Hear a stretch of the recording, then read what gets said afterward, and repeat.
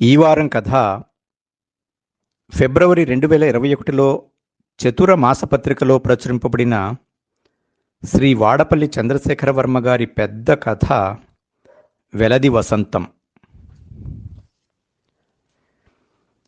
ఉదయాన్నే mobile ring అవుతుంటే మెలకువ వచ్చింది. సమయం చూస్తే 7 గంటలయ్యింది. ఆదివారం ఈ వేళప్పుడు అమ్మ ఫోన్ చేస్తుంటుంది. ఇక తప్పదు కదా అని బద్ధకంగా పక్క దిగి ఫోన్ ఎత్తాను. ఏరా తల్లి, నిద్రలేచావా? అవతలి నుంచి అమ్మ ఆప్యాయతగా పలకరింపు. అది అడగటానికి ఫోన్ చేశావా? నవ్వుతూ అన్నాను. నీకు మీ నాన్నకి వేళాకోళానికి నేనే దొరికా. ఎలా ఉన్నావు? అభిమానంలో చిరుకోపం కలిపి అంది అమ్మ. బాగున్నాను. మీరెలా ఉన్నారు? నాన్నకి దగ్గు ఆయాసం తగ్గిందా? 2 రోజుల క్రితం ఒంట్లో బాగోలేదని చెప్పడం గుర్తొచ్చి అడిగాను. దగ్గు తగ్గింది, నీరసంగా ఉన్నారు. నీకు తెలుసుగా, కరక్కాయల కషాయం లాంటి గృహ వైద్యాలు తప్ప ఇంగ్లీష్ మందులు వాడరు అంది బాధగా. అమ్మ ఇలాంటివి నాతో చెప్తుంది కానీ నాన్నతో అనలేదు. ఆయన ఆరోగ్యం గురించి ఆవిడకు చాలా బెంగ. పోనీ నా దగ్గరకు పంపించు, డాక్టర్కి చూపిస్తాను. నా మాటలకు అమ్మ నిట్టూర్చింది. 2 క్షణాలాగి, సర్లే, మీరిద్దరూ ఏనాడు నా మాట విన్నారు? 4 రోజులైనా ఇంటి పట్టున ఉండరు. కొంచెం విశ్రాంతి తీసుకోండి అంటే కూడదంటారు నిష్ఠూరంగా అంది. అమ్మ మాటలో నిజముంది. కానీ నాన్న మొండివారు కాదు. పొలంపై మక్కువ. వ్యవసాయం వదిలి ఊరు కదలటం ఆయనకు గగనమే. అసలు అయినా అమ్మ గట్టిగా చెప్పదేమో అనిపిస్తుంది. మధ్యలో నన్నెందుకు కలుపుతావు? మా నాన్నతో వ్యవసాయం మానిపించడం అనేది నీకు చేతగాక? నెపం అమ్మ మీదకి నెట్టేశాను. ఉన్న 2 ఎకరాలు సాగుకు ఏ పాటిది? ఎవరైనా కౌలుదారుకు ఇచ్చేస్తే శ్రమ తగ్గి నాన్న ఆరోగ్యం కుదిరిపడుతుంది అనేది నా అభిప్రాయం. నా చేదస్తం గాని నిన్ను కదపటం దేనికి? ఆయనగారి కూతురువేగా. తన మాట చెల్లుబాటు కానప్పుడు నేను నాన్న కూచినంటూ అమ్మ అలాగే అంటుంది. అబ్బా, మొదలు పెట్టావా? ఇవన్నీ ఎందుకు? మీరు నా దగ్గరకు వచ్చేసే ఏర్పాట్లేవో చూడమ్మా. అప్పుడు అమ్మ కూచినైపోతాను. లేకపోతే నా కూతురువే కాదంటావా ఏంటి? నవ్వుతూ అంది. అదేం కాదులే. నాన్న పైకి అలా కనిపిస్తారు గాని గట్టిగా అడిగితే నీ మాట కాదనరు. ఏం ఆలోచిస్తుందో అమ్మ కొద్ది క్షణాలు మాట్లాడలేదు. నా అభిప్రాయాన్ని నాన్న దగ్గర కొన్నిసార్లు కదిపి చూశాను, మారాం చేశాను. ఆయన ఒక నవ్వుతో సరిపెట్టేస్తారు. జవాబివ్వరు. గారాబం చేసి ఆప్యాయంగా దగ్గరకు తీసుకుని తన ఆరోగ్యం గురించి బెంగ వద్దంటారు. ఆ ఆశ వదిలేసుకోవాలి. ఇప్పుడు సేంద్రియ సాగు మొదలుపెట్టారు.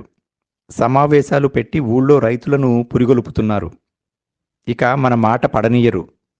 నువ్వైనా విను తల్లి. అమ్మ దీనంగా అర్థిస్తున్నట్లుంది. నాన్న సంగతి నాకు తెలుసు.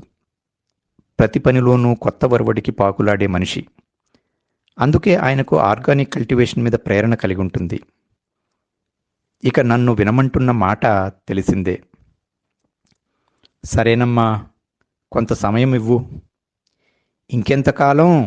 ఇంకో 3 నెలలు గడిచాయంటే 30 ఏళ్ళు వస్తాయి. ఏ వయసులో ఆ ముచ్చట ఉండాలి. నాన్న బయటపడరు.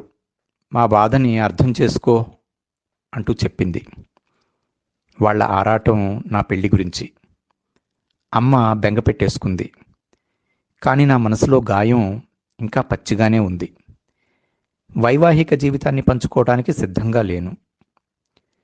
ఏరా తల్లి, మాట్లాడవు? మావయ్య రాత్రి ఫోన్ చేశాడు. బెంగుళూరు సంబంధం అబ్బాయి ఫోటో పంపిస్తే నువ్వేమీ చెప్పలేదట? అమ్మ ఆతృత పడుతోంది. నొప్పించక ఏదో ఒకటి చెప్పాలి.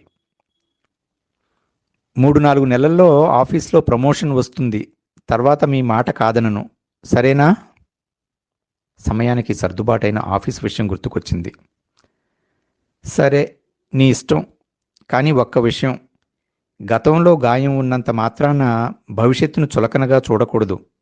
అమ్మను చెబుతున్నాను, ఆలోచించుకుని మంచి నిర్ణయానికి రా, అభిమానంగా సలహా ఇచ్చింది. అమ్మకు నా ప్రేమ వ్యవహారం తెలుసు, కానీ అది మిగిల్చిన అవమానం గురించి చెప్పలేదు. భరించిన దాన్ని కనుక నాకు తప్పలేదు. తెలిస్తే తను తట్టుకోలేదు. అలాగే, ఉంటానమ్మా. కాల్ కట్ చేసి బాత్రూంలో దూరాను. తిరిగి వచ్చి కాఫీ కలుపుకుందామని వంటగదికి వెళ్తుండగా కాలింగ్ బెల్ వినపడింది. చెత్త తీసుకెళ్లే అబ్బాయి ఆదివారం రాడు కదా, ఉదయాన్నే ఎవరై ఉంటారో అనుకుంటూ తలుపు తీశాను. వచ్చింది పక్క ఫ్లాటు ఆంటీ. బాగోదని పలకరింపుగా నవ్వాను. ఆమె పేరు గుర్తుకు రాలేదు.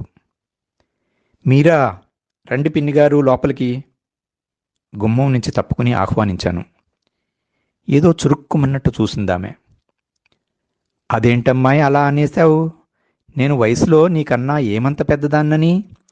పేరు కాకపోతే అక్క అని పిలవరాదు? చిన్నబుచ్చుకుని లోపలికి వస్తూ అన్నదామె. ఏదో చొరవగా పిన్ని అన్నదానికి ఆమె అంతలా బాధపడుతుందని నేను అనుకోలేదు. నెల రోజుల క్రితమే ఈ అపార్ట్మెంట్లో దిగాను. అప్పుడు పరిచయం చేసుకుంటూ తను చెప్పిన పేరు గుర్తుకొచ్చింది. అలాగే శారద గారు, కూర్చోండి. కాఫీ తీసుకుంటారా? అతిథి మర్యాదగా అడిగాను. వద్దమ్మా, ఇరుగు పొరుగు వాళ్ళం, అవన్నీ పెట్టుకోకూడదు. అసలు అయినా కాఫీలవి నాకు పడవు. మా ఆయనకి మాత్రం పరగడుపు నుంచి పడుకునే వరకు 10 సార్లు అందించాలి, గొప్పగా చెబుతూ పలుమార్లు బయట సర్దుకుంది. మధ్యలో భర్త ప్రస్తావన తేవటం ఎబ్బెట్టుగా అనిపించింది. ఇస్త్రీ చీర, తలలో పూలు, మొహాన దట్టంగా పట్టించిన పౌడరు తెల్లారేసరికి తీరుగా తయారైంది. నా చూపులు గమనించి శారద ముసిముసిగా నవ్వింది. ఆయన రాత్రి తెచ్చినవి మల్లెపూలు, కొద్దిగా వాడినట్టున్నాయి. ఉదయం కాఫీ అయినా నీటుగా తయారై ఇవ్వకపోతే పుచ్చుకోరు. శారద సిగ్గుపడుతుంటే నాకు కంపరమనిపించింది. సంసారంలోని సరసాల సొగసు కాబోలు. సందర్భం, సభ్యత లేని మాటలకు ఆమె పట్ల జుగుప్స కలిగింది. అనవసరంగా ఆమెతో మాటలు పెంచుతున్నానా అనిపించింది. కానీ ఏం చేయను? అతిథి, భరించక తప్పదు. నిలబడే ఉన్నారు, వచ్చిన విషయం చెప్పలేదు. ఇస్త్రీ చీర నలిగిపోతుందని కాబోలు శారద కూర్చోలేదు. అదా, ఈరోజు సాయంత్రం డి బ్లాక్లో అన్నపూర్ణ గారి ఇంట్లో బాబా భజన ఉంది, తోడుగా వస్తావని. కొద్ది నిమిషాలే భరించలేకపోయాను. స్నేహానికి తగిన మనిషి కాదు. సారీ శారద గారు, నాకు వారమంతా ఆఫీసు, తీరికుండదు. ఆదివారం చాలా పనులు చక్కబెట్టుకోవాలి. శారద నొచ్చుకున్నట్టు చూసింది. సరే, కాలం కలిసి రాకపోతే ఎవరేం చేయగలరు? భజనకి తహసీల్దారు గారి భార్య వస్తుందట. నిన్ను ఆవిడకి పరిచయం చేద్దామనుకున్నా, విచారం కనబరుస్తూ అంది. భేషజాలకి పోయే మనిషి. శారద తిరిగి వెళ్తూ 2 అడుగులు వేసి ఆగింది. వదిలిపెట్టక ఇంకేం చెబుతుందోనని చూశాను. ఏం లేదు, ఇలా అంటున్నానని ఏమనుకోకు. ఒంటరిగా ఉంటున్నావు. ఎదురు ఫ్లాట్ అతని విషయంలో జాగ్రత్తగా ఉండు. అసలే రోజులు బాగా లేవు అని శారద వెళ్ళిపోయింది. ఆమె పట్ల వెగటు కలిగి మనసులో చికాకు రేగింది. ఇతరుల జీవితాల్లోకి తొంగి చూసి ఇంత చులకనగా ఎందుకు మాట్లాడతారు? ఉదయమే మనసుకి ప్రశాంతత లేకుండా చేసి చక్కా పోయింది. ఇంట్లో దిగిన దగ్గర నుంచి చూస్తున్నాను. ఎదురు ఫ్లాట్ అతని ప్రవర్తనలో నాకెలాంటి చెడు కనిపించలేదు. శారద ఎందుకలా చెప్పిందో మరి. ఈ ఇంట్లో దిగి 1 నెల రోజులయ్యింది. ఎదురు ఫ్లాట్లో ఒకతనే ఉంటున్నాడు. ఎదురెదురు గుమ్మాలు. ఎప్పుడూ నేరుగా తారసపడలేదు. ఆఫీస్కు వెళ్ళేటప్పుడు, తిరిగి వచ్చినప్పుడు కూడా తలుపు తాళం వేసే ఉంటుంది. మా బెడ్రూమ్కు ఉన్న బాల్కనీ, ఎదురింటి హాలుకి ఉన్న బాల్కనీ పక్కపక్కనే ఉంటాయి. రోజు ఉదయం 8 గంటలకు బాల్కనీలో కూర్చుని ఉంటాడు. కాఫీయో చాయో గాని తాగుతూ పరధ్యానంగా ఉండటం గమనిస్తున్నాను. మధ్యలో ఉన్న గోడ పక్కకు కనుక తొంగి చూస్తే స్పష్టంగా కనిపిస్తాడు. కానీ సభ్యత కాదు. అతడు చూడడు. మా బాల్కనీలో నేనున్నానని ఏమాత్రం అలికిడి అయినా లేచి లోనికి వెళ్ళిపోతాడు. ఎందుకో తెలీదు. అతడి వైఖరి ఏమిటో అర్థంగాక నేనుంటే శారద జాగ్రత్తగా ఉండమని చెప్పింది. సరే, ఈరోజు అతడేం చేస్తాడో చూద్దామనిపించింది. కాఫీ కలుపుకుని బెడ్రూమ్ బాల్కనీలోకి వెళ్లే ముందు కిటికీకి వేళ్లాడుతున్న కట్టెన్ని సడి లేకుండా తప్పించి చూశాను. అతడు అక్కడున్నాడని బాల్కనీ గోడ మీద పింగాణి కప్పు చెబుతోంది. డోర్ కట్టెన్ని నెమ్మదిగా తొలగించాను. అది వేలాడేందుకు అమర్చిన రింగుల గరగరమన్న సవ్వడి వినిపించినట్టుంది. కప్పు తీసుకుని లేచాడు. నేను జాప్యం చేయక వడివడిగా బాల్కనీలోకి వెళ్ళాను. కానీ అప్పటికే హాల్లోకి వెళ్ళిపోయాడు. అతడి ప్రవర్తన వింతగా తోచింది. నన్ను గమనిస్తున్నాడు. లేకపోతే కర్టెన్ రింగులు చేసిన చిరుసవ్వడిని ఎలా వినగలడు? చిత్రమైన మనిషిలా తోచాడు. ఆడవాళ్లంటే పడదా? లేదా నా విషయంలోనే అలా ప్రవర్తిస్తున్నాడా? ఒంటరిగా ఎందుకుంటున్నాడు? అసలు ఏం చేస్తుంటాడు? కుతూహలం కలిగింది, కానీ శారదను అడగకూడదనుకున్నాను. ఉదయం పాలు కాచేసరికి వంట గ్యాస్ అయిపోయింది. వారం రోజులు ఆఫీస్ ఇన్స్పెక్షన్ పని ఒత్తిడితో అలసటగా ఉంది. విశ్రాంతి తీసుకుందామని సెలవు పెట్టాను. ఇప్పుడు వంటకు ఎలా అన్న చికాకు ఎదురైంది. ఆలోచిస్తే సత్యం గుర్తుకొచ్చాడు. గ్యాస్ సిలిండర్లు వేసే అబ్బాయి. చనువుగా అక్కా అని అభిమానంగా పిలుస్తాడు. పాపం కాలు విరిగింది. ఒకరోజు లారీ నుంచి సిలిండర్లు దించుతుండగా కాలి మీద పడి విరగడంతో కుంటివాడు అయ్యాడు. అయినా కష్టపడి పనిచేస్తూ తల్లిదండ్రులకు ఆసరాగా నిలబడ్డాడు. అందుకే వాడంటే నాకు అభిమానం. సత్యంకి ఫోన్ చేయాలని నంబర్లు రాసుకున్న చిన్న డైరీ కోసం వెతికాను. టేబుల్ సొరుగులో కబోర్డుల్లోనూ కనిపించలేదు. ఇల్లు మారినప్పుడు ఎక్కడ పెట్టానో గుర్తుకు రావటం లేదు. నా మతిమరుపుకి తిట్టుకుంటూ బెడ్రూంలోని బీరువా తీసి చూడగా దిగువన అట్టపెట్టె కనిపించింది. అందులో పెట్టి ఉంటాననుకుని తెరిస్తే డైరీ దొరికింది. సత్యం నంబరు వెతికి ఫోన్ చేశాను. వెంటనే రిసీవ్ చేసుకున్నాడు. ఎలా ఉన్నావక్కా? ఇల్లు మారినట్లు చెప్పలేదు అంటూ అభిమానంగా అడిగాడు సత్యం. బహుశా పాతింటికి వెళ్తే తెలుసుంటుంది. ఏదో హడావుడి, ఆఫీస్ పనిలో పడి మర్చిపోయాను. సరే అక్క, గ్యాస్ సిలిండర్ కోసమేనా చేశావు అన్నాడు. అవును, ఇప్పుడు తేగలవా? అలాగే, నువ్వు అడిగితే తిరుగుండదు. గంటలో నీ దగ్గరుంటాను ఉత్సాహంగా అన్నాడు. మారిన ఇంటి చిరునామా చెప్పాక మనసు కుదుటపడింది. లేకపోతే హోటల్ తిండి గతి పట్టేది కాదు. టెలిఫోన్ డైరీని తిరిగి అట్టపెట్టెలో పెడుతుండగా వేళ్లకు మెత్తగా తగిలింది. తుళ్ళిపడ్డాను. తీసి చూస్తే మనీ పర్సు.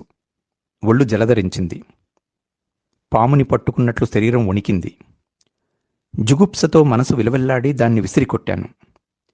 నిలువునా నీరైపోయి నిలవలేనన్నట్టు మంచం మీద వాలిపోయాను. మర్చిపోదామని ప్రయత్నిస్తున్న దీపక్ కళ్ళలో కదిలాడు. వ్యక్తిత్వం లేని సంస్కారహీనుడు, మోసగాడు, మేకవన్నె పులి, ప్రేమ పేరుతో గాయం చేసిన వంచకుడు. దీపక్ ఉనికి మనసుని, శరీరాన్ని దహించే దావానలం. దీపక్ ప్రేమించానన్నాడు. తన మాటల గారడి, చేతల వరవడిలో పడి నేను అతన్ని ఇష్టపడ్డాను. అతన్నే పెళ్లి చేసుకోవాలనుకున్నాను. అమ్మకు చెప్పాను. నాన్న ఎలాగూ ఒప్పుకుంటారు.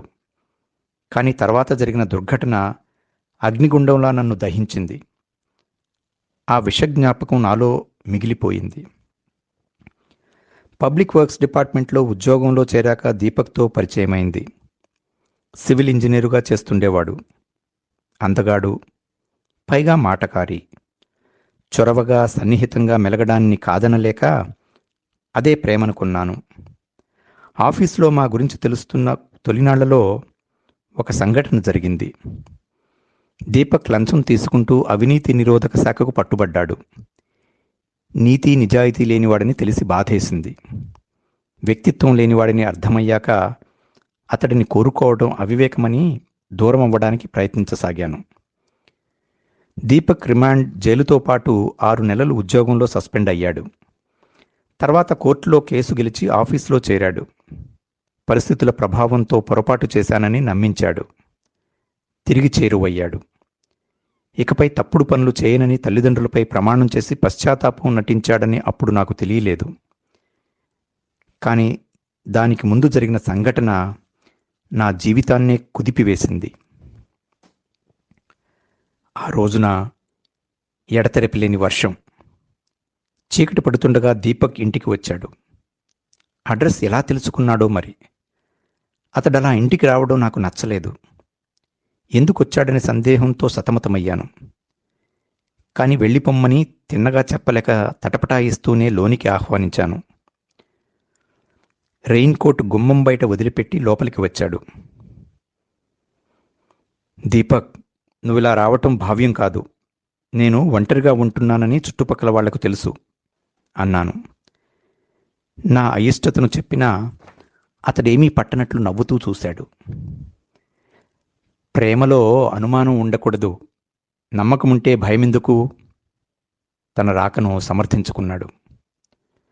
కావచ్చు, కానీ మన నమ్మకాలతో సమాజానికి సంబంధం లేదు. పెళ్లికి ముందు ఏ నిందలకు తావీయకూడదు. అలా జరిగితే నేను భరించలేను. బయట జోరున వాన. గాలివాటం తీరు చూస్తే తుఫాను ముంచుకొచ్చేలా ఉంది. వెళ్ళలేక దీపక్ రాత్రికి ఉండిపోతాడేమోనన్న భయం పట్టుకుంది. నిన్ను చూసి వారం రోజులైంది. హెడ్ ఆఫీస్కి వెళ్లాల్సిన పని తప్పలేదు. నీకోసం ఆరాటపడుతూ వస్తే వెళ్ళిపోమ్మని చెప్తున్నావు. ఇదా నువ్విచ్చే బహుమతి? దీపక్ నిష్ఠూరంగా అన్నాడు. నాకు బాధ అనిపించింది. అది కాదు దీపక్, నా పరిస్థితి అర్థం చేసుకో. ప్రేమ మనసులో ఉండాలి. ఇలా దుందుడుకుగా వ్యవహరిస్తే నలుగురు 4 విధాలుగా అనుకుంటారు. ఆందోళనని బయటపెట్టాను. ఒక్కోసారి పరిస్థితులు బలీయంగా ఉంటాయి. దీపక్ని మాత్రం ఎందుకు నమ్మాలి? అందుకే చెప్పా పెట్టకుండా చొరవ చూసి ఇంటికి రావడంలో అతనికి సభ్యత లేదనిపించింది. నిజమే, కానీ మనసు చెప్పిన మాట వినదు. ఓ గంట ఉండి వెళ్ళిపోతాను.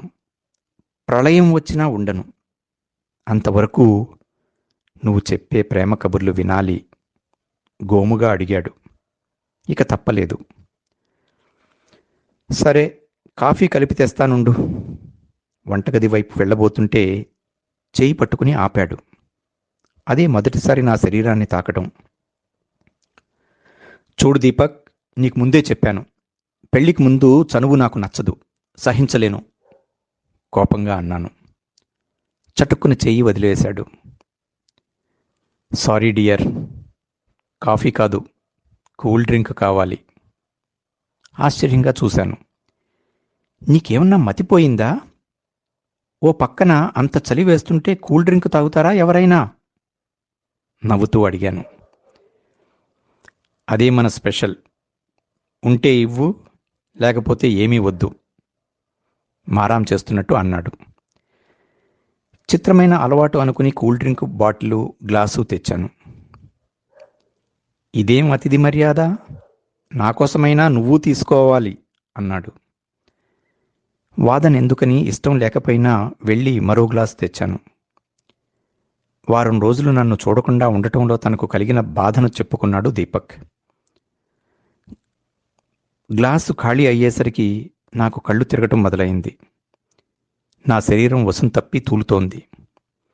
దీపక్ నవ్వుతూ నా మొహాన్ని దగ్గరగా తీసుకుని మోహంతో చూస్తున్నాడు. అర్థమైంది, నా కూల్ డ్రింకులో మత్తుమందు కలిపాడని. స్పృహ వచ్చేసరికి నేను మంచం మీద ఉన్నాను. చీర నలిగి చెదిరిపోయి ఏం జరిగిందో తెలిసింది. దీపక్ అన్నట్టుగానే గంట ఉండి వెళ్ళిపోయినట్టున్నాడు. నా శరీరాన్ని అనుభవించి మనసుని ముక్కలు చేసి కనుమరుగయ్యాడు. మిగిలినది తీరని అవమానం. దీపక్కి కావలసింది ప్రేమ కాదు, నా శరీరమని తెలిసొచ్చింది. దీపక్ వంచన తేటతెల్లమైంది. కుమిలి కుమిలి ఏడ్చాను. వర్షం చిమ్మిన మేఘాలయ్యాయి నా కళ్ళు. ఓదార్పులేని దుఃఖం. కన్నీటి కళ్లకు తలగడ దగ్గర మనీ పర్సు కనిపించింది. అందులోని డబ్బు దీపక్ మర్చిపోయింది కాదు, నా శరీరానికి వెలకట్టిన ధర. ఆ గ్రహింపుతో ప్రజ్వరిల్లిన అగ్నికీలల్లో ఆ క్షణంలోనే నా శరీరం దహించుకుపోయుంటే బాగుండేది. కాలింగ్ బెల్ మోగింది. సత్యం వచ్చుంటాడు. కన్నీళ్లు తుడుచుకుని వెళ్ళి తలుపు తీశాను. నా ముఖాన్ని చూసి సత్యం తెల్లబోయాడు. ఏమైందక్కా? ఒంట్లో బాగోలేదా? కళ్ళు ఎర్రబడి ముఖం వాడిపోయినట్టుంది అంటూ అభిమానంగా అడిగాడు. ఏం లేదు, కొంచెం చిరాకు, తలనొప్పి. అబద్ధమాడక అంతకన్నా ఏం చెప్పను. దీపక్ చేసిన అవమానం ఎవరితోనూ చెప్పుకోలేనిది. సాంత్వన కోరుకోనిదీను. సత్యం సిలిండర్ వంటగదిలోకి తీసుకువెళ్ళి అమర్చి ఖాళీది బయట పెట్టాడు. మాత్రలేమైనా తెమ్మంటావా? సెలవు మీద ఉన్నట్టున్నావు, రెస్ట్ తీసుకో. డబ్బులు తీసుకుంటూ అన్నాడు. మందులకు తగ్గేది కాదు. సరే కూర్చో, టీ తెస్తాను. వద్దక్కా, ఒంట్లో బాగోలేదంటున్నావు. నా కోసం శ్రమ. వస్తాను. ఎదుటి మనిషిని అర్థం చేసుకునే సత్యంకున్న జ్ఞానం దీపక్కి లేదు. పర్సు గుర్తుకొచ్చింది. ఉండు, వస్తాను. లోపలికి వెళ్ళి విసిరేసిన పర్సును వెతికి తెచ్చి సత్యంకి ఇచ్చాను. వాడు ఆశ్చర్యంగా చూశాడు. ఎందుకక్కా ఇది? నీకివ్వాలనే దాచిపెట్టాను, ఉండని. పర్సు బాగుందక్కా, ఖరీదైనదిలా ఉంది చూస్తుంటే. అయినా దీన్ని వాడేంత డబ్బు నాకెక్కడిది అంటూ పర్సు తెరిచాడు. అందులో 2000 ఉండటం చూసి నిర్ఘాంతపోయాడు. ఆ డబ్బు నీదే సత్యం. నా పెదవులపై విరిగిన నవ్వు. అక్కా, కన్నీటి కళ్ళతో చూశాడు. ఉచితంగా అంత డబ్బు ఇంతవరకు ఎవరూ ఇచ్చి ఉండరు. అవును, నీకోసమే ఇస్తున్నాను. వద్దక్కా, ఇంత డబ్బు నాకెందుకు? ఎప్పుడైనా అవసరమైనప్పుడు సాయం చేస్తున్నావు, అదే చాలు. మొహమాటంగా తిరిగి ఇవ్వబోయాడు. నాకు ఉపయోగం కాని డబ్బు, అది నువ్వే వాడుకో, తిరిగి ఇవ్వక్కర్లేదు. కన్నీళ్లు ఉబికి వస్తున్న తడికళ్లను వాడి నుంచి తిప్పుకొని అన్నాను. సత్యం కృతజ్ఞతగా చేతులు జోడించి నమస్కరించాడు. చేసిన పని సముచితంగానే తోచి మనసు కుదుటపడింది. ఆ రోజు ఆదివారం. ఉదయం 9 గంటలకు స్టోర్స్కు వెళ్ళి పచారీ సరుకులు కొనుక్కొని వచ్చాను. తలుపు తాళం తీయబోతుంటే గెడకు తగిలించిన కవరు కనిపించింది. పోస్టులో వచ్చింది కాదు. ఆశ్చర్యంగా తీశాను. తెరిచి చూస్తే అందులో ఒక ఉత్తరంతో పాటు తాళం చెవి ఉంది. అర్జెంటు పని. అనుకోకుండా నేను ఆఫీస్కి వెళ్లాల్సి వచ్చింది. 10 గంటలకు మా అమ్మ ఊరి నుంచి వస్తున్నారు. కవర్లో ఉన్న తాళం చెవి ఇవ్వండి. మీకు కలిగిన ఇబ్బందికి మన్నించగలరు. పేరు పరిచయం లేని ఉత్తరం. రాసింది ఎదురు ఫ్లాట్ అతనని అర్థమైంది. ఎంతో సభ్యతగా పని పురమాయించాడు. నేరుగా చెప్పడానికి బిడియమా? వింత వ్యవహారం మనిషి అనుకుంటూ తాళం తీసి లోనికి వెళ్ళాను. నేను ఇంట్లో లేనప్పుడు వెళ్ళుంటాడు అనుకుంటే తాళం పక్క ఫ్లాట్ శారదకి ఎందుకు ఇవ్వలేదు? వాళ్ళకి ఒకరి పట్ల ఇంకొకరి సదభిప్రాయం లేనట్టుంది. తోచిన రీతిని ఆలోచిస్తూ టిఫిన్ తయారు చేశాను. 10 గంటలు దాటుతుండగా కాలింగ్ బెల్ విని వెళ్ళి తలుపు తీశాను. ఎదురుగా నడి వయసు దాటి హుందాగా ఉన్న ఆవిడను చూడగానే ఎదురింటతని తల్లిగారని గ్రహించాను. నా పేరు సుమతి. అబ్బాయి ఫోన్ చేసి చెప్పాడు, తాళం మీరిస్తారని. చిరునవ్వుతో పరిచయం చేసుకున్నారు. ఆమె నన్ను మీరనటం ఇబ్బందిగా తోచింది. చిన్నదాన్ని, నన్ను మీరు అంటూ మన్నించటం దేనికి? నా పేరు వందన. లోపలికి రండి ఆహ్వానిస్తూ గుమ్మం దగ్గర ఆమె బ్యాగ్ను అందుకున్నాను. పర్వాలేదమ్మా, తాళం ఇస్తే వెళ్తాను మొహమాటంగా అన్నారామె. ప్రయాణం చేసి వచ్చారు, కాసేపు బడలిక తీర్చుకుంటే కాఫీ కలుపుతాను. నీకెందుకమ్మా ఇబ్బంది? అబ్బాయి కాఫీ చేసి ఫ్లాస్క్లో ఉంచానన్నాడు. సందిగ్ధంగా నిలబడిపోయారామె. నా మాట కాదనకండి. బాత్రూంలో టవలు సబ్బు పెట్టాను, వెళ్ళిరండి. మీరు వస్తున్నారని టిఫిన్ కూడా చేశాను. ఎందుకమ్మా శ్రమపడ్డావు? అబ్బాయి హోటల్ నుంచి తెచ్చానన్నాడు. ఆమె అన్నిటికీ అబ్బాయి అంటుంటే లోపల నవ్వుకున్నాను. మంచి అబ్బాయే, సదుపాయంగా తల్లికి అన్నీ అమర్చి వెళ్ళాడు మనసులో అనుకుని, పెద్దవారు హోటల్ తిండి ఏం తింటారు? మీ అమ్మాయి లాంటి దాన్ని పిలుస్తున్నాను, రండి అన్నాను. అమ్మాయి పిలుస్తుంటే కాదనలేను, కానీ వారమంతా ఆఫీస్ పని మీద అలసి ఉంటావు, నిన్ను శ్రమ పెట్టవద్దని అబ్బాయి చెప్పాడు. ఆమె మాటలకు నా మనసులో అవ్యాజమైన కంపన కలిగింది. అతడు నన్ను గమనిస్తున్నాడు. లేకపోతే నా ఉద్యోగ విషయం తల్లితో ఎలా చెప్పగలడు? పైగా ఇబ్బంది కలిగించొద్దన్న సభ్యత, అందులో అభిమానం తోస్తోంది. కానీ శారద అతడి గురించి ఎందుకలా చెప్పింది? నాకు ఇబ్బంది కాదని మీ అబ్బాయికి చెబుతానులేండి. టిఫిన్ చల్లారిపోతుంది, త్వరగా రండి. నేను తొందర చేస్తుంటే సుమతి నా వంక ఆశ్చర్యంగా చూశారు. వాడి మధ్యన నాతో తప్ప ఏ ఆడవాళ్లతోనూ చనువుగా మాట్లాడటం లేదు. ఇక ఇంత అందంగా ఉన్న నిన్ను అసలే పలకరించడు, ఇంకేం చెబుతావు? సుమతి నవ్వుకుంటూ అన్నారు. ఆమె నా అందం గురించిన ప్రస్తావన తేవటం మనసులో మధురమైన అనుభూతి కలిగించింది. ఆమె అన్నది నిజమే. నా వైపు చూడటానికే భయపడుతున్నట్లు తప్పించుకుంటాడతను. చనువుగా మాట్లాడుతున్నానని ఏమీ అనుకోకు వందనా. పేరుతో పాటు నీ చక్కదనం చూస్తుంటే ముచ్చటేస్తోంది. మురిపంగా అన్నదానికి మొహంలో సిగ్గులు చేరి నా మనసు మోహనమయ్యింది. మీరు రావటంతో మా అమ్మను చూసినట్టే ఉంది. మీకు ఆతిథ్యం ఇవ్వకుండా ఎలా విడిచిపెట్టను? అభిమానంగా అన్నాను. సరే, అంత ఆత్మీయంగా అడుగుతుంటే ఎలా కాదనను అందావిడ. సుమతి బాత్రూం నుంచి వచ్చేసరికి టిఫిన్ రెడీ చేసి డైనింగ్ టేబుల్ మీద సర్దిపెట్టి ఉంచాను. ఆ రోజు సాయంత్రం ఆఫీస్ నుంచి వచ్చేసరికి ఆలస్యమై చీకటి పడుతోంది. బాగా అలసిపోయి ఉన్నాను. స్నానమది ముగించుకుని తయారయ్యేసరికి సుమతి వచ్చారు. ఆమె ఊరు నుంచి వచ్చాక 3 రోజులుగా మాట్లాడటానికి వీలు పడలేదు.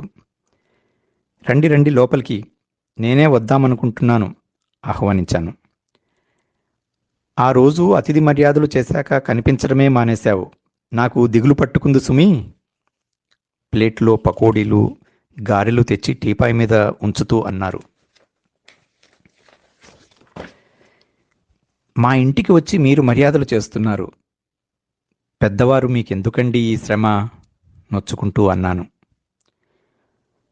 పెద్దరికం అంటున్నావు, కానీ ధరణి నా మాట వినడు సోఫాలో కూర్చుంటూ అన్నారు. ధరణి ఎవరన్నట్లు చూశాను. ధరణి మా అబ్బాయి. ఇంతవరకు వాడి పేరు కూడా తెలీదా నీకు? ఆమె ఆశ్చర్యంగా అడిగారు. లేదండి, ఆ అవకాశం అవసరం రాలేదు నవ్వుతూ అన్నాను. ధరణి పేరు బాగుంది. మాట వినని కొడుకంటున్నారు. ఎందుకో తెలుసుకోవాలి అనుకుని పకోడీ ప్లేట్ తీసుకుని ఆమెకు ఎదురుగా కూర్చున్నాను. ఇప్పుడు చెప్పండి, మీ మాట ధరణి వినటం లేదా, లేక కొడుకు కావాలి అంటున్నది మీరు కాదంటున్నారా? నేను అడిగిన దానికి సుమతి గలగలా నవ్వారు. గడుసుదానివే, నువ్వు అడిగినవి రెండూ కాదు. మరి? ధరణి ఇతరుల నుంచి మంచితనం, అభిమానం కావాలనుకుంటాడు. కానీ జరిగింది వేరు. మొహంలో విషాద ఛాయలు ముసురుతుండగా బాధగా అన్నారు. మేమొక సంబంధం చూశాం. ఆ అమ్మాయినే చేసుకున్నాడు.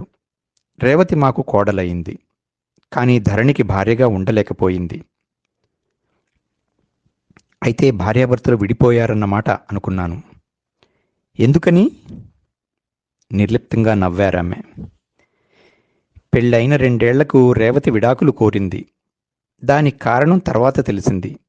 అది ఆమె వ్యక్తిగతం. సాటి స్త్రీగా ఆ చెడు విషయాన్ని చెప్పలేను. ధరణి అభ్యంతరం చెప్పలేదు. విడిపోయారు.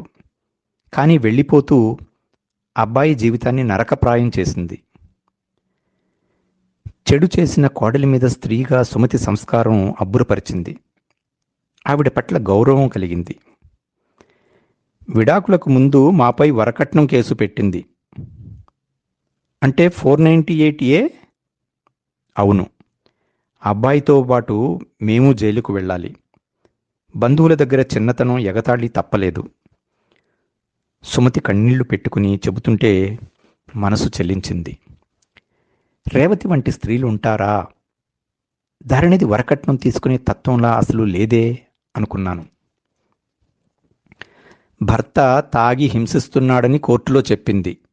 కేసులో తనని సమర్థించుకోవటానికి లేని నిందలు వేసింది. వివాహబంధం ముక్కలయింది.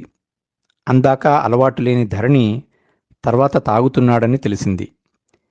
నింద వేసిన రేవతి మీద కోపం కావచ్చు, కానీ తల్లిగా నా కడుపు కోతను ఎవరికి చెప్పుకోను? సుమతి కళ్ళల్లో నీళ్లు ఆగటం లేదు. మేము కానీ ధరణి కానీ కట్నం ఆశించలేదు. మేము తీసుకొని 10 లక్షలు కోర్టులో కట్టిన తర్వాత విడాకులు మంజూరయ్యాయి. తన తప్పేం లేకుండా జైలుకెళ్లాల్సి వచ్చింది. జైల్లో ఉన్నందున ధరణిని ప్రభుత్వం ఉద్యోగం నుంచి సస్పెండ్ చేసింది. కోర్టులో గెలిచి తిరిగి చేరినా అవమాన భారంతో రాజీనామా చేశాడు. ఇదంతా గతం. ఇప్పుడు పెళ్ళే వద్దంటున్నాడు. కానీ ఒంటరిగా ఎలా బతుకుతాడు? చివరికి వాడి జీవితంలో వెతలు, తల్లిగా నాకు తీరని దుఃఖము మిగిలాయి అంటూ చెప్పి దుఃఖించిందావిడ. కట్నం విషయంలో ధరణి వ్యక్తిత్వాన్ని తక్కువగా తలపోసినందుకు నేను సిగ్గుపడ్డాను. రేవతి కఠినాత్మురాలు. ఆమె చేసిన అన్యాయానికి ధరణి పట్ల అభిమానం పొడచూపింది. కడుపులో బాధ తీరుతుందని చెప్పాను, ఏమనుకోకు, వస్తాను అని సుమతి వెళ్ళడానికి లేచారు. ఆమె కళ్ళు ఇంకా తడిగా ఉన్నాయి. చిన్నదాన్ని ఏమని సాంత్వన పలకగలను? బాధతో నా కళ్ళు చెమ్మగిల్లాయి. అబ్బాయి బ్యాంకు పని మీద వచ్చాను, రేపు వెళ్ళిపోతున్నాను. ఆత్మీయులు దూరమైపోతున్నట్టుంది అభిమానంగా నా చేయి అందుకుని అన్నారు. మనసు నొచ్చుకోగా, అంత తొందరే? మీ అబ్బాయి కోసం ఉండొచ్చు అన్నాను. వెళ్ళాలని లేదు, కానీ అమ్మాయికి నెలలు నిండాయి. పుట్టింటికి తీసుకురావాలన్నది రివాజు కదా, ఆ బాధ్యతను పూర్తి చేయాలి కదా అని సుమతి తలుపు దగ్గరికి వెళ్ళి ఆగారు. కూతురునని ఆతిథ్యం ఇచ్చావు, కానీ కోడలివైతే బాగుండునని ఆశ ఆత్మీయంగా చూస్తూ అన్నారు. తుళ్ళిపడ్డాను. ఆమె అలా అంటారని ఊహకందనిది. నాకేం మాట్లాడాలో పాలుపోలేదు. నిన్ను కన్న తల్లిదండ్రుల అదృష్టం నాకు కావాలనిపించి అడిగాను. మరోలా అనుకోకు అని సుమతి వెళ్ళిపోయారు. 2 రోజుల పరిచయంలో నా పట్ల ఆమెకి ఎందుకు అలాంటి అభిప్రాయం కలిగింది? ఇందులో ధరణి ప్రేరణ ఉందా? మనసులో పుట్టిన ప్రకంపనలకి అర్థం వెతకాలన్న వెర్రి ప్రయత్నంతో మిగిలిపోయాను. సుమతి వెళ్ళిపోయి 1 వారం రోజులైంది. ఆమె చెప్పిన విషయాలు పదే పదే గుర్తుకొస్తున్నాయి. స్త్రీలకు రక్షణ, ఆత్మగౌరవం, అభ్యున్నతి కోసం చేసిన చట్టాన్ని రేవతి దుర్వినియోగపరిచింది. అది ధరణికి శాపమైంది. అతడు కనిపించడం లేదు. అలవాటుగా ఉదయం పూట కూర్చునే బాల్కనీలోకి రావటం లేదు. నాతో అన్న మాటలు తల్లి అతనితో చెప్పారేమో. ధరణి మనసులో ఏముందో తనకు తెలియకున్నా అతడి పట్ల కుతూహలం కలుగుతోంది. మనసు దీపక్ చేసిన గాయం గురించి స్మరించుకుని దూరంగా ఉండమని హెచ్చరిస్తోంది. కానీ బుద్ధి ఉబలాటం వేరేలా ఉంది.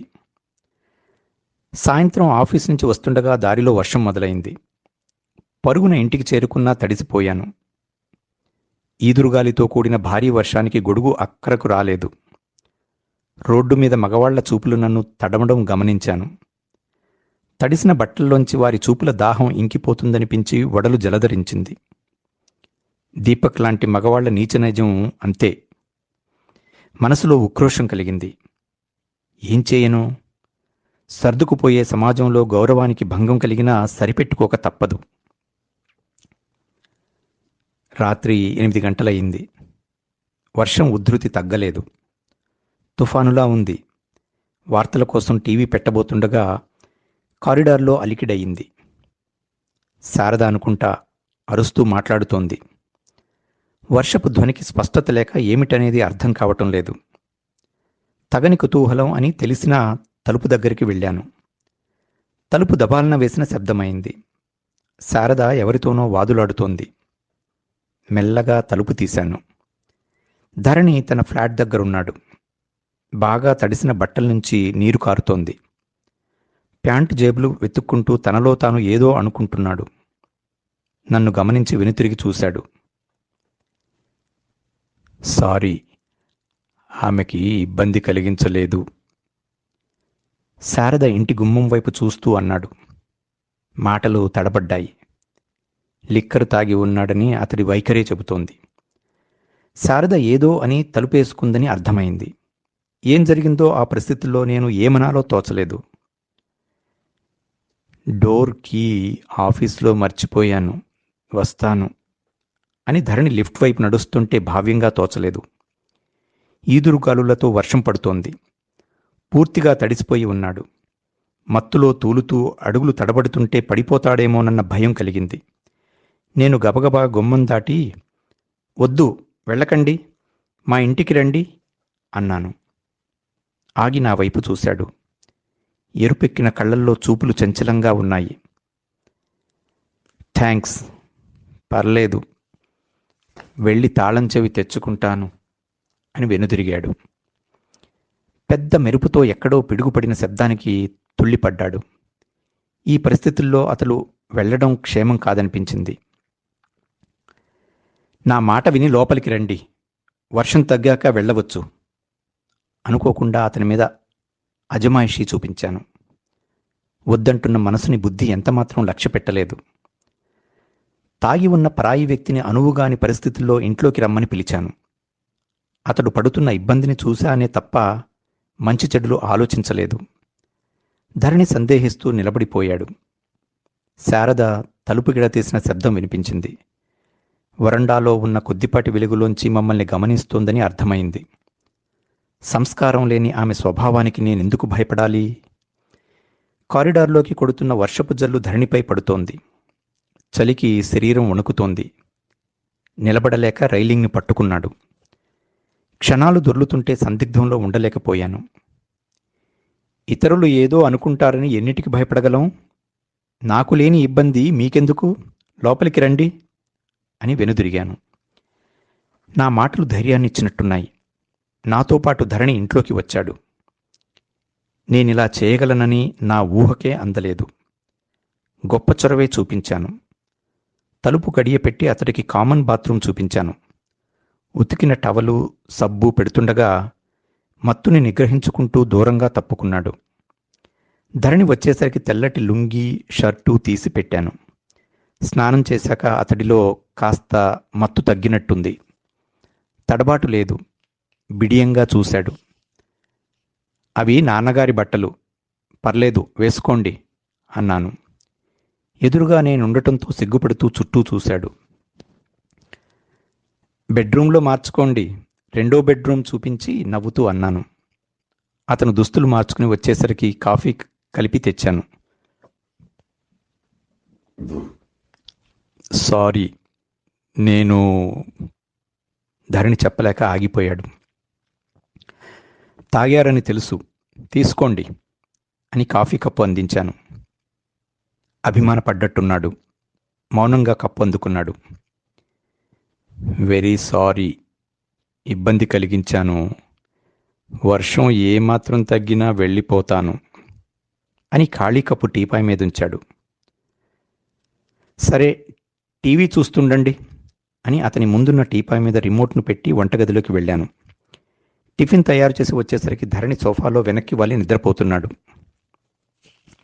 వర్షం, తుఫాను గాలులు.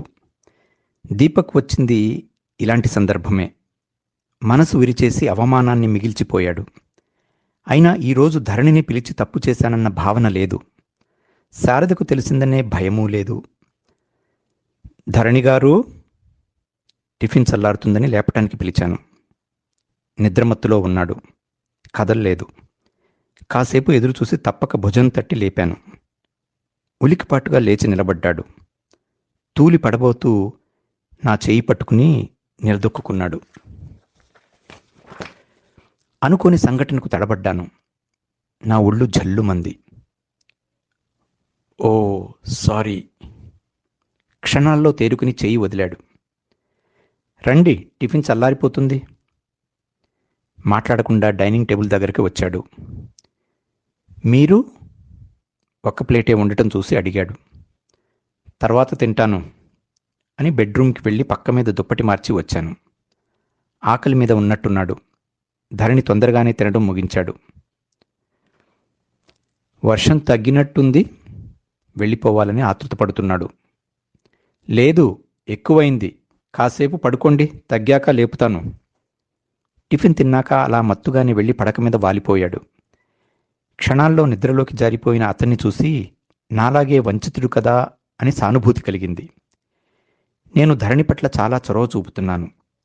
రేవతి అన్యాయం చేసిందనే జాలితోనో, లేదా అతని తల్లి చెప్పిన మాటలతో కలిగిన అవ్యాజమైన అభిమానంతోనో అర్థం కావటం లేదు. అన్నీ అసంకల్పితంగా చేస్తున్నాను. టిఫిన్ చేసి పడుకున్నానే కానీ నిద్ర రావటం లేదు. 2 గదుల తలుపులు ఎదురెదురు. ధరణి పడుకున్న గది తలుపు తీసి ఉంది. నా గది తలుపు వేసుకుని గడియ పెట్టుకోవాలా వద్దా అనే సంకోచంతోనే సగం రాత్రి గడిచిపోయింది. మద్యం మత్తులో ఉన్నాడు. మధ్యలో నిద్ర లేచి వస్తాడేమోనన్న చిన్న సందేహం. అనేక శంకలతో మనస్సు పరిపరి విధాలా పోయింది. నడిరాత్రి దాటి 2-3 గంటలు కానీ నిద్ర పట్టలేదు. కలత నిద్ర వల్ల ఆలస్యంగా మెలకువ వచ్చింది. ఉదయపు ఎండ గది నిండా పరుచుకుంది. ధరణి గుర్తుకొచ్చి ఉలికిపాటుగా లేచాను. వెళ్ళి చూస్తే బెడ్రూమ్ తలుపు వేసి ఉంది. ఇంకా నిద్రపోతున్నాడనుకుని తట్టాను. లోపల ఏ అలికిడీ లేదు. అనుమానంగా తలుపు తీశాను. చూస్తే లేడు. ఎప్పుడు వెళ్ళిపోయాడో. హాల్లో టీపాయ్ మీద ఉత్తరం కనిపించింది. తీసి చదివాను. ఇబ్బంది కలిగించాను, మన్నించండి. మీ ఆదరణకి మా అమ్మే గుర్తుకొచ్చింది. శారదగారు తాగుబోతునని అన్నందుకు బాధ లేదు. మీ అభిమానంతో నా తప్పు తెలిసింది. ఇకపై లిక్కర్ జోలికి పోనని అమ్మ మీద ప్రమాణం చేస్తున్నాను. మీరు చూపిన ఔదార్యానికి నేనివ్వగల సముచిత గౌరవం అదే. ఉంటాను. కళ్ళల్లో నీళ్లు తిరిగాయి. ధరణి నిర్ణయానికి ఆనందంతో పాటు అభిమానము కలిగాయి.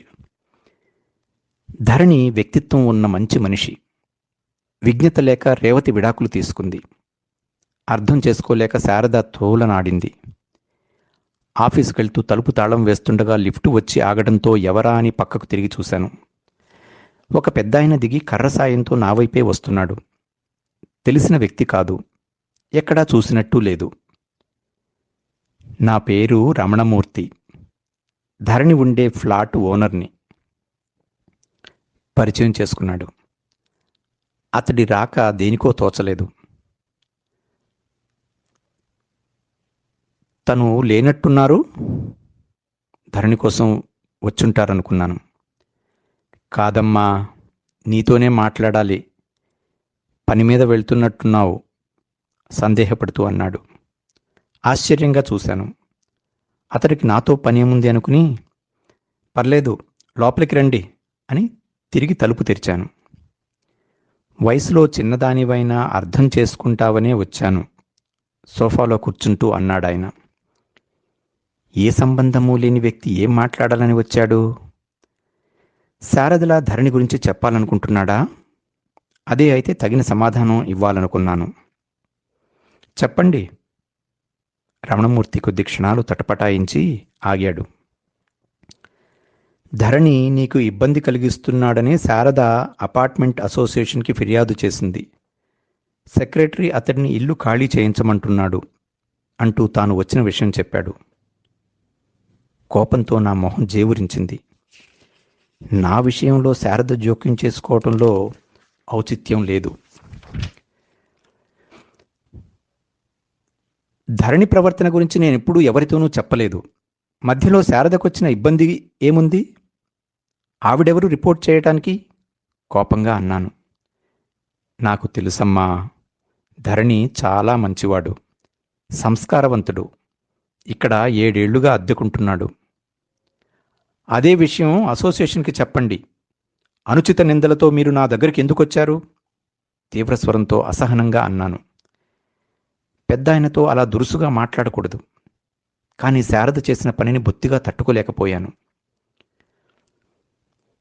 అవుననుకో, కానీ ఇక్కడ నేనుండను.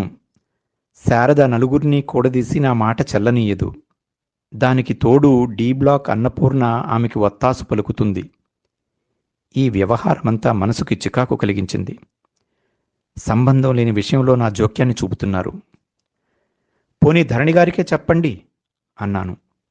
నా సూచనకు రమణమూర్తి నిస్సహాయంగా చూశాడు. ఎలా చెప్పను?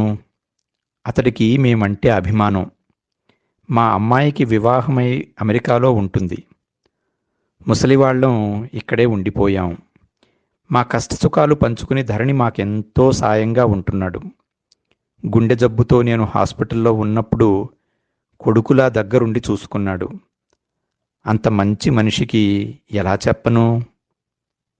రమణమూర్తి కళ్ళు తడి చేసుకుని బాధపడుతుంటే నా మనసు భారమైంది. ధరణి సౌజన్యం నిండిన గొప్ప వ్యక్తిని మరోసారి రుజువైంది. నా మూలంగా ఇల్లు ఖాళీ చేయించి ఇబ్బంది కలిగించడం మూర్ఖత్వం. చూస్తుంటే ధరణి మీద ఏదో కక్ష కట్టినట్టు శారద ఇదంతా చేస్తుంది అనిపించింది. పోనీ నన్ను ఇల్లు ఖాళీ చేసి వెళ్ళిపోమంటారా అన్నాను. నొచ్చుకుంటూ చూశాడు. అంతవరకు వద్దమ్మా, చిన్న మాట సాయం చేసిపెట్టు, సమస్య సద్దుమణుగుతుంది. ఆయన అలా అభ్యర్థిస్తున్నట్టుగా అడిగితే ఏమిటన్నట్టు చూశాను. అవునమ్మా, అసోసియేషన్ మీటింగ్కి ఈరోజు నన్ను పిలిచారు. తర్వాత నీ అభిప్రాయం సెక్రటరీ అడుగుతాడు. శారద ఫిర్యాదు తప్పని చెబితే చాలు. రమణమూర్తి సులువుగానే చెప్పాడు. ఫిర్యాదు తప్పన్నంతలో నమ్మాలనేముంది? తాత్కాలికంగా తొక్కిపెట్టినా దాని వెనుక ఉన్న అనుమానాన్ని బలపరిచినట్టు అవుతుంది. లేదా శారదే అందుకు పూనుకోవచ్చు. అలా అని రమణమూర్తి గారితో మాటలు పెంచడం సరికాదు. సరే, మీరు పెద్దవారు. వాళ్ళు గనుక నన్నేదైనా అడిగితే ఎవరికి ఏ విధంగా సమాధానం చెప్పాలో తెలుసు. ఇల్లు ఖాళీ చేసే అవసరం ధరణి గారికి రానియ్యను. మీరు నిశ్చింతగా ఉండండి. నా మాటలకు రమణమూర్తి గారు తేలిగ్గా ఊపిరి పీల్చుకుని వెళ్ళిపోయారు. నేను ఆఫీస్కు బయలుదేరాను. ఆఫీసులో మధ్యాహ్నం అయ్యేసరికి తలపోటుతో చలిజ్వరం వచ్చింది. నోరంతా చేదు విషయమై అన్నం సహించలేదు. ఒంట్లో వికారంగా ఉండటంతో ఇక ఆఫీసులో ఉండలేక హాఫ్ డే సెలవు పెట్టి ఇంటికి బయలుదేరాను. మధ్యలో మెడికల్ షాప్కి వెళ్లే ఓపిక లేకపోయింది. ఇంట్లో జ్వరం మాత్రలు ఉన్నట్టు గుర్తు. ఆటోలో తిన్నగా వచ్చేశాను. చలికి ఒళ్ళంతా వణుకుతోంది. నీరసం ఆవహించి నిస్సత్తువతో నిలబడలేకపోతున్నాను. ఎన్నడూ లేనిది భయం పుట్టింది. ఇలాంటి సమయాల్లో ఎవరో ఒకరు తోడు అవసరం అనుకున్నాను. అమ్మైతే మరీ మంచిది. లిఫ్టులో మా ఫ్లోర్ చేరి నెమ్మదిగా వెళ్ళి తలుపు తీశాను. కళ్ళు మంటతో చురచురమంటుంటే నిలబడలేక తాళం తలుపుకే వదిలిపెట్టి నేరుగా బెడ్రూమ్కి వెళ్ళి మంచంపై వాలిపోయాను. మైకం కమ్మినట్టు నిద్ర ముంచుకొచ్చింది. సమయం ఎంత గడిచిందో. జబ్బకు చురుక్కుమని మంట పుట్టి ఉలికిపాటుగా కదిలాను. తెలివి తెచ్చుకుని భారంగా కళ్ళు విప్పాను. మంచం పక్కనున్న వ్యక్తి మెడలో స్టెథోస్కోప్ కనిపించి డాక్టర్ ఇంజెక్షన్ చేశాడని అర్థమైంది. 2 అడుగుల దూరంలో నిలబడి నన్నే చూస్తున్న ధరణి ఉన్నాడు. అతడే డాక్టర్ని తీసుకొచ్చి ఉంటాడు. భయపడాల్సిందేమీ లేదు. సాధారణ జ్వరం. ఈ మందులు తెచ్చి 6 గంటలకోసారి వేయండి. రేపటికి తగ్గి 2 రోజుల్లో తిరగలుగుతారు డాక్టర్ మాటలు విని లేవడానికి ప్రయత్నించాను. కానీ శరీరం వశం కాలేదు. లేవద్దు, రెస్ట్ తీసుకోండి, నేను వెళ్ళి మందులు తెస్తాను అన్నాడు ధరణి. డబ్బు కోసం పక్కన హ్యాండ్ బ్యాగ్ని అందుకోవాలని ప్రయత్నిస్తుంటే అర్థమై వారించాడు ధరణి. అవన్నీ నేను చూసుకుంటాను, ప్రశాంతంగా ఉండండి అని ప్రిస్క్రిప్షన్ తీసుకుని డాక్టర్తో పాటు ధరణి బయటకు దారి తీశాడు. తలుపు తీసి ఉండటం గమనించి ధరణి వచ్చుంటాడు. పరిస్థితిని అర్థం చేసుకుని చొరవగా డాక్టర్ని తీసుకొచ్చాడు. అతడు అభిమానంగా సహాయపడకపోతే ఏమయ్యేది? ఆలోచనలతో కలత నిద్ర పట్టింది. కాసేపటికి తలుపు చప్పుడైతే మెలకువ వచ్చింది. ధరణి వచ్చాడు. గ్లాసుతో వేడిపాలు, మాత్రలు తెచ్చాడు. ఓపిక లేని నన్ను 2 భుజాలని పట్టుకుని లేవదీసి వెనుక తలగడ ఆసరాగా పెట్టి కూర్చోబెట్టాడు. అయినవాడిలా ధరణి సేవ చేస్తుంటే మనసులో తెలియని అనుభూతి తొంగి చూసింది. అతడి స్పర్శ పరాయివాడిలా అనిపించలేదు. చిన్నప్పటి నాన్న లాలన గుర్తుకొచ్చింది. నాతో మాత్రలు మింగించి పాలు తాగించాడు. కొంతసేపటికి నీరసం తగ్గినట్లనిపించింది. అప్పుడు గమనించాను నా మీద కప్పి ఉన్న రగ్గుని. అది నాది కాదు. గులాబీ పూల డిజైన్తో చాలా అందంగా ఉంది. సరికొత్తదని తెలుస్తోంది.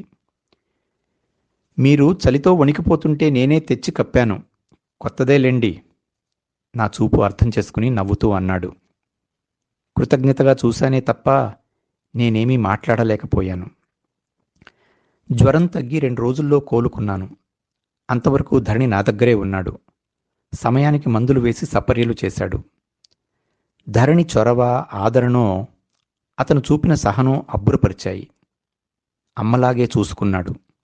గొప్ప ఉదార స్వభావం ఉన్నవాడు. ఆ రోజు ఆదివారం. 7 గంటల వేళ అమ్మ ఫోన్ చేస్తే మాట్లాడాను. కాఫీ కలుపుకుందామంటే పాలబ్బాయి ప్యాకెట్ వేయలేదు. తయారై స్టోర్స్కి వెళ్దామని తలుపు తీశాను. ఎదురు గుమ్మంలో ధరణి నిల్చుని ఉన్నాడు. కాకతాళీయేమో నా కోసం చూస్తున్నాడో నవ్వుతూ పలకరించాడు. ఈరోజు పాల ప్యాకెట్ వేయలేదు. కాఫీకి మా ఇంటికి రావచ్చు. మొదటిసారి చనువుగా నవ్వుతూ అన్నాడు ధరణి. పాల ప్యాకెట్ కోసం వెళ్తున్నానని ఎలా ఊహించాడు? అన్నీ గమనిస్తున్నాడు మనసులో అనుకుని, అందుకే స్టోర్స్కి వెళ్తున్నాను అన్నాను, అతడి ఆహ్వానం గురించి బదులేమీ చెప్పకుండా. మీకు కాఫీ కావాలంటే మా ఆతిథ్యం స్వీకరించక తప్పదు. కార్మికుల సమ్మెతో డైరీ పాలు రాలేదు. గడుసుగా మెలికి పెట్టాడు. వెళ్లాలనే ఉంది. వాదన పెంచితే శారద తలుపు తీయొచ్చు. అభిమానంతో కూడిన ఆహ్వానాన్ని కాదనడమెందుకు అనుకుని నవ్వుతూ అంగీకరించాను. ఇంట్లో అడుగు పెట్టగానే ఆశ్చర్యం కలిగింది. అన్నీ పొందికగా అందంగా అమర్చి శుభ్రత నిండి ఉంది. మంచి అభిరుచి ఉన్నవాడు అనిపించింది. 10 నిమిషాలు ఓపిక చేసుకోండి, కాఫీ కలిపి తెస్తాను అన్నాడు. నేను సోఫాలో కూర్చున్నాక ధరణి వంటగదిలోకి వెళ్ళాడు. నాకు జ్వరం వచ్చినప్పుడు అతనితో సపర్యలు అందుకున్నాక కొత్తగా కనిపిస్తున్నాడు. సన్నిహితంగా ఉంటున్నాడు. సుమతి గారు చెప్పిన వివరాలు దాటి అతని గురించి ఇంకా వివరాలు తెలుసుకోవాలని కుతూహలంగా ఉంది. ఎలాగని ఆలోచిస్తుండగా ధరణి కాఫీతో వచ్చాడు. అభ్యంతరం లేకపోతే కాసేపు బాల్కనీలో కూర్చుందాం, నేను కప్పు అందుకుంటూ అన్నాను. ఎందుకంటే అసోసియేషన్ సెక్రటరీ ఈ సాయంత్రం మాట్లాడడానికి వస్తానని వాచ్మెన్తో కబురు చేశాడు. ధరణి ఫ్లాట్కు ఎదురుగా ఉండే ఫ్లాట్లో ఉంటాడతను. మేమిద్దరం కలిసి కాఫీ తాగటం అతడు చూడాలని, అక్కసు తీరాలని ప్రయత్నం. అలాగే, రండి వెళ్దాం. ధరణి మరో కుర్చీ, చిన్న టేబుల్ వేశాడు బాల్కనీలో. మేం కాఫీ తాగటం అయింది, కానీ మా మధ్యన మౌనమే మిగిలింది.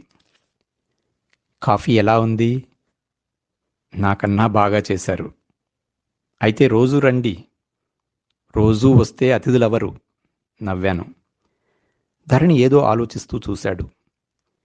కానీ బదులివ్వకుండా ఊరుకున్నాడు. ఇప్పుడు మీరేం చేస్తున్నారు? నేను ఉన్నట్టుండి అడిగాను. అంటే? ఆశ్చర్యంగా అన్నాడు. అదే, జాబ్ రిజైన్ చేశాక. అమ్మ అంతవరకే చెప్పిందా? తను నవ్వుతూ అడిగాడు. అవును, ఆ రోజు తాళం ఆఫీసులో మర్చిపోయానన్నారు. అందుకే సందేహం. సుమతి గారు నాతో మాట్లాడిన విషయాలు తనతో చెప్పారని అర్థమైంది. స్మాల్ స్కేల్ ఇండస్ట్రీ పెట్టాను. నాన్న ఆర్థిక సాయం చేశారు. బ్యాంక్ లోన్ ఇచ్చింది. ఆ పనుల కోసమే అమ్మ వచ్చింది. చిన్న పరిశ్రమే అయినా 25 మంది కార్మికులున్నారు. ధరణి మంచి పని చేశాడు అనుకుని 25 కుటుంబాల్ని ఆదుకున్నారు. అదే జాబ్లో ఉంటే చేయలేరు అన్నాను. జీవితంలో ఎదురు దెబ్బలు, తప్పని పరిస్థితి. ఉద్యోగాన్ని ఇష్టంగా చేశాను. సస్పెండ్ అయినప్పుడు కార్మికులు అండగా నిలిచి మనోధైర్యాన్ని ఇచ్చారు. వాళ్ళంటే ఎంతో అభిమానం. వారితో కలిసి బతకటం ఇష్టం. అందుకే ఇండస్ట్రీ పెట్టాను. సౌజన్యంతో కూడిన అతని వ్యక్తిత్వం మనసులో ఆత్మీయతను నింపింది. మంచి నిర్ణయం తీసుకున్నారు. కానీ నాన్నగారి మీద చాలా భారాన్ని మోపాల్సి వచ్చింది. రేవతికి ఇవ్వడానికి కొంత పొలం అమ్మారు. అమ్మ పేరునున్న పొలం డాక్యుమెంట్లు బ్యాంకులో పెట్టాను. ఆస్తిని నేనే వాడుకోవటం భావ్యం కాదు. తమ్ముడున్నాడు. చెల్లాయికి పెళ్ళైనా ఆమెకి ఇవ్వాలి. ఆ బాధ్యత నా మీదుంది అంటూ చెప్పాడు. మంచితనం తప్ప స్వార్థం లేని మనిషి అనుకుని, రేవతి ఇప్పుడు ఎక్కడున్నారు? అసందర్భమైనా కావాలనే అడిగాను. తెలీదు. ముందుకు నడవాలనుకున్నప్పుడు వెనక్కి చూడటం అవివేకం కదా, నిర్లిప్తంగా అన్నాడు. అంటే ఆమె విషయంలో బాధ లేదా? ప్రశ్నల చొరబాటుకు అర్థమైనట్టు నవ్వుతూ చూశాడు. అదొక్కటే జీవితం కాదు. శ్రమించటం, బాధ్యతలు ముఖ్యం అనుకుంటే బాధ మనసు నుంచి మరుగున పడిపోతుంది. దృఢచిత్తుడనుకున్నాను. మంచి వ్యక్తిగా కర్తవ్యం తెలిసినవాడు. మీ విషయాలన్నీ తెలిసాయి. నా గురించి మీ అభిప్రాయం? దాగుడు మూతలెందుకని సూటిగా అడిగాను. ఇతరుల గురించి ఒక అభిప్రాయాన్ని ఎందుకు పెట్టుకోవాలి? తిరిగి వేసిన ప్రశ్నకు విస్మయంగా చూశాను. అంటే అన్నాను. నా గురించిన అభిప్రాయం నాలో నిజాయితీగా ఉన్నంతకాలం ఇతరులు తమకు తాముగా అర్థమవుతారు. ధరణి అలా చెప్తుంటే ఎంత గొప్ప వ్యక్తిత్వం అనిపించింది.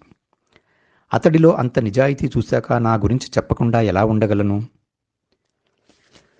మీకో విషయం చెప్పాలనుకుంటున్నాను అని దీపక్తో ప్రేమ విషయం, వర్షం రోజున జరిగిన దుర్ఘటన అంతా వివరంగా చెప్పాను. నా కళ్ళల్లో నీళ్లు చెంపల మీద జారుతుంటే చూశాడు. దీపక్ ఎక్కడున్నాడు? వివాహ ప్రయత్నం ఎందుకు చేయలేదు? జరిగిన అవమానానికి కొద్ది రోజులు ఆఫీస్కు వెళ్ళలేకపోయాను. ఆ సమయంలో మళ్లీ లంచం తీసుకుంటూ పట్టుబడి జాబ్ నుంచి సస్పెండ్ అయ్యాడు. అది జరిగిన తర్వాత అతను దుబాయ్ వెళ్ళిపోయాడని తెలిసింది. ఇద్దరి మధ్య కాసేపు మౌనం. ఇతరుల చెడు ప్రవర్తనతో జరిగిన దుర్ఘటనలకు మనం బాధ్యులం కాము. ఇదంతా చెప్పడంలో ఉన్న నిజాయితీ వెనుక మీరు నన్ను ఇష్టపడుతున్నారు. నా మనసు గ్రహించినట్టే అన్నాడు. ధరణి మాటకు తుళ్ళిపడి చూశాను. నాలో అంతర్మథనం చల్లారింది. అవును, నేనన్నది నిజమని చెప్పండి, కుతూహలపడుతూ అన్నాడు. మీ అభిప్రాయం నాకు వినాలనుంది. వాతావరణం భావోద్వేగరంజితమై స్త్రీకి సహజమైన సిగ్గు తొలకరించింది నాలో. వెళ్ళడానికి లేచి నుంచున్నాను. వందనా, మనోహరంగా పిలిచాడు. అతడి చూపులు లాలిత్యంతో తొణికిసలాడుతున్నాయి. మనసులో చెలరేగిన అలజడితో హాల్లోకి వచ్చేశాను. ధరణి గుమ్మం దగ్గర నిలబడి తదేకంగా నన్నే చూస్తున్నాడు. నువ్వీరోజు చాలా అందంగా ఉన్నావు, మార్ధవంగా అన్నాడు. మనసు పులకరించింది. అంటే రోజూ అందంగా ఉండనా? నేను చిలిపితనం చిలకరించాను. ధరణి ఆహ్లాదంగా చూశాడు. అలా అనలేదు. వసంతం ఎప్పుడూ అందంగానే ఉంటుంది. ఎందుకని? వసంతం, స్త్రీ ఇవి ప్రకృతి ఇచ్చిన వరాలు. మగువ అందించే అనురాగం, ఆనందము పొందినప్పుడే మగవాడికి పరిపూర్ణత. దాంపత్యంలో అదే అతడి జీవిత వసంతం. ధరణి చెబుతున్న బాంధవ్యంలోని అనుభూతి ఎంతో ఉల్లాసభరితమై నా మనసుని ఉద్రేకపరిచింది. ఆ వసంతం నేనేనా? నా స్వరం యవ్వన వయ్యారపు సొంపులు పోయింది. అవును అంటూ ధరణి దగ్గరగా వచ్చి నా చేతులను అందుకున్నాడు. మీరు గొప్ప చతురులే. అన్నీ నా చేతనే చెప్పించారు చిలిపిగా అని హరివిల్లులా అతడి ముందు నిలిచాను. అందుకే వందన వసంతమై నా జీవితంలోకి వచ్చింది. మార్ధవం నిండిన ధరణి మాటల్లో తమకం దొర్లింది. మనసు వసంతమై తనువు మంచున తడిసిన మల్లెపువ్వయింది. ఆ మధుర క్షణాల్లో ధరణి కౌగిలిలో నిలిచింది వెలది వసంతం. అదండి శ్రీ వాడపల్లి చంద్రశేఖర వర్మ గారి కథ వెలది వసంతం.